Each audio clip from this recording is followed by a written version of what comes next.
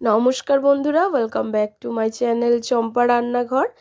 আজ আমি আপনাদের সঙ্গে শেয়ার করব ফুলকপির ডাঁটা দিয়ে দুর্দান্ত স্বাদের একদম নিরামিষ চচ্চড়ির রেসিপি। খেতে হবে যেমনই টেস্টি তেমনই দুর্দান্ত, এর স্বাদ যেন মুখে লেগে থাকবে।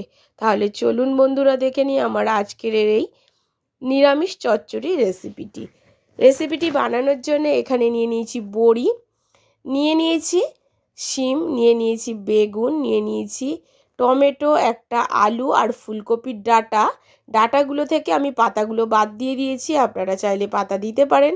এখানে যে কোনো বড়ি আপনারা ব্যবহার করতে পারেন। আর ডাঁটাগুলো কেটে নিয়ে ফিরে এসেছি। দেখুন, ঠিক এইরকমভাবে একটু সরু সরু করে লম্বা লম্বা করে কেটে নিয়েছি, তাতে সেদ্ধ হবে তাড়াতাড়ি। নিয়েছি আলু, নিয়েছি বেগুন, নিয়েছি শিম, একটা টমেটোকে কেটে নিয়েছি আর বড়িটাকে নিয়েছি। একটু লম্বা লম্বা করে ঠিক এইরকমভাবে আমি কেটে নিয়েছি। আপনারা বুঝতে পারছেন, কাটাটা দেখালাম না, কাটতে সবাই ভালো পারে। এবারে একটা কড়া বসিয়ে দিয়েছি আর কড়ার মধ্যে দিয়ে দিয়েছি পরিমাণ মতো সরষের তেল। প্রথমে তেলটা গরম হলে বড়িগুলোকে ভেজে নেব। এই বড়িটা এই চচ্চড়ির সাথে খেতে আমার খুব ভালো লাগে, সেজন্য আমি এই বড়িটাই চচ্চড়ির মধ্যে দিচ্ছি। আপনাদের যেখানে আপনারা থাকেন সেখানে যেমন বড়ি পাওয়া যায় সেই বড়িও আপনারা ব্যবহার করতে পারেন। বড়িটাকে ভেজে তুলে নেওয়ার পরে বেগুনগুলোকে ভেজে নিয়েছি, কারণ বেগুন সব থেকে তাড়াতাড়ি গলে যায়, সেজন্য বেগুনগুলোকে একটু হালকা লালচে করে হাই ফ্লেমে ভেজে তুলে নেব। বেগুনগুলোকে কিন্তু বন্ধুরা হাই ফ্লেমে ভাজতে হবে। লো ফ্লেম বা মিডিয়াম ফ্লেম করতে গেলে কিন্তু বেগুনগুলো একেবারে গলে যাবে। এবারে দেখুন লাল লাল করে ভাজা হয়ে গেছে, বেগুনগুলোকেও তুলে ফেলছি। একদম নামমাত্র তেল, বেগুন ভাজার যে তেল ছিল তার মধ্যে দিয়ে দিয়েছি 5 ফোড়ন, ফোড়নে দিয়ে দিয়েছি একটা শুকনো লঙ্কা আর তেজপাতা। এবার একটু নাড়াচাড়া করে নিয়ে সব যে আর সবজিগুলো আছে, বেগুন, ডাঁটা, টমেটো, আলু, শিম, সবগুলোকে দিয়ে দিয়েছি, শুধু বেগুনটা বাদে সবগুলোকে দিয়ে খুব ভালো করে ভাজতে হবে। মিডিয়াম ফ্লেমে এগুলোকে একটু হালকা লালচে করে ভেজে নেব। বন্ধুরা, এখানে শুধুমাত্র একটা স্পেশাল মশলাই ব্যবহার করে আজকের এই চচ্চড়িটা তৈরি করা দেখাবো। আর দেখুন বেশ হালকা লালচে করে ভাজা হয়ে গেছে, আর ভাজা হওয়ার সাথে সাথে সমস্ত সবজিগুলো কিন্তু আধা সিদ্ধ হয়ে গেছে। এবারে এর মধ্যে আমি ব্যবহার করব হলুদ গুঁড়ো। এখানে ঝাল লঙ্কার গুঁড়ো ব্যবহার করছি, কাশ্মীরি লঙ্কার গুঁড়ো ব্যবহার করব না। আপনারা চাইলে কাঁচা লঙ্কা বাটাটা ব্যবহার করতে পারেন। আমি এখানে কাঁচা লঙ্কাটা ইউজ করিনি। আর দিয়ে দিচ্ছি এখানে পরিমাণ মতো লবণ। এগুলোকে দিয়ে খুব ভালোভাবে এগুলোকে কষতে হবে সবজিগুলোকে। এখনো পর্যন্ত যে সকল বন্ধুরা ভিডিওটি দেখছেন অথচ একটাও লাইক করেননি, প্লিজ একটা লাইক করে দেবেন।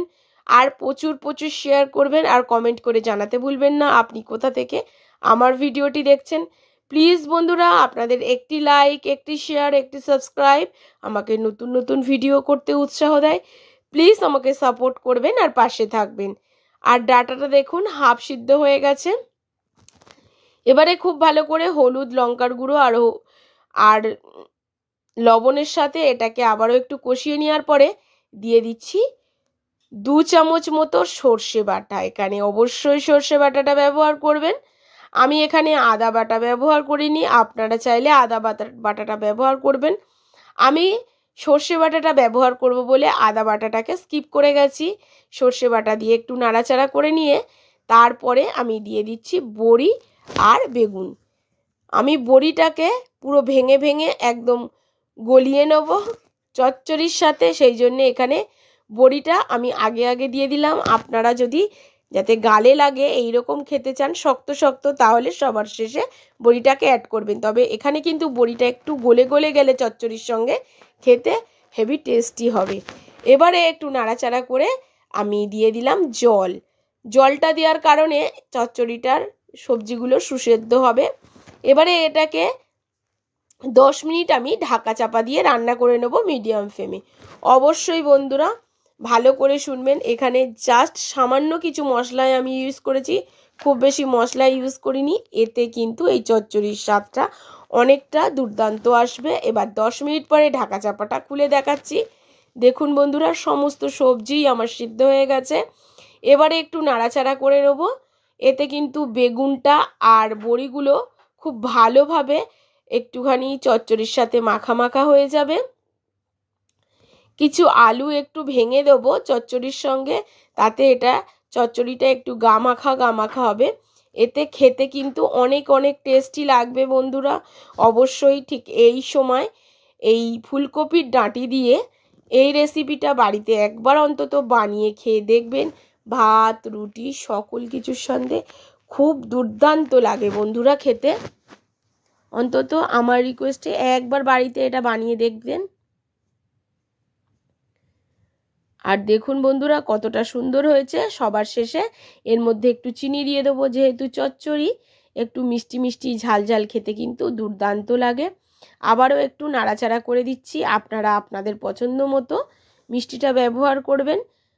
আর যদি আপনাদের অপছন্দ হয় তাহলে মিষ্টি দেওয়ার কোনো প্রয়োজন নেই, এরকমভাবেও খেতে পারেন। আর দেখুন কতটা সুন্দর হয়েছে চচ্চড়িটা দেখতে। এখন একটা প্লেটে তুলে আপনাদেরকে দেখিয়ে দিচ্ছি। এটা কিন্তু খেতে ছিল অসাধারণ টেস্টি। ভয়েস দিতে দিতে গাল থেকে প্রায় জলই চলে এসেছিল। এখনও রান্না হয়েছে কিন্তু এখনও পর্যন্ত এটা মানে পুরোপুরি খাওয়াটা হয়নি, একটু অল্প ভাত দিয়ে খাওয়া হয়েছিল। তো দেখুন বন্ধুরা কতটা সুন্দর। আর সত্যি বলছে এগুলো কিন্তু খেতে অপূর্ব স্বাদের হয়। তাহলে বন্ধুরা আজ এই পর্যন্ত, আবারও দেখা হবে অন্য কোনো নতুন ভিডিওর সঙ্গে। এতক্ষণ ধরে ভিডিওটির সঙ্গে থাকার জন্য অসংখ্য ধন্যবাদ। সুস্থ থাকবেন, ভালো থাকবেন, আর প্লিজ প্লিজ হাত জোর করে বলছি আমাকে সাপোর্ট করবেন।